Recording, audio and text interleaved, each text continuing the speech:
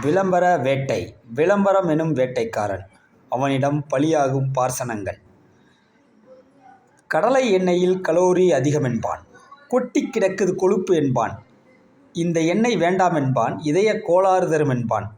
மாற்று என்று ஒன்று தந்தான், அது எண்ணெயா என்றால் எண்ணெய் என்றான். பிசுபிசுப்பில்லாத சூரியத்தரை. அட பித்தா, எண்ணெயின் தனித்துவமே பிசுபிசுப்புத்தானேடா தற்குறி என்று எழும்பியதா கேள்வி. இங்குதான் ஆரம்பம் மக்களின் தோல்வி. பெருமைக்கு எருமை மேய்த்தோம்.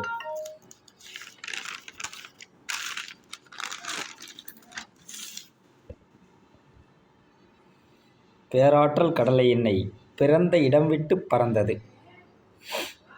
சீச்சி, தலைக்கு தேய்க்கும் தேங்காய் எண்ணெய் சமையலுக்கா? திரு தங்கம் குக்கிங் கோகனட் ஆயில். மூலப்பொருள் என்ன, முலாம்பழமா?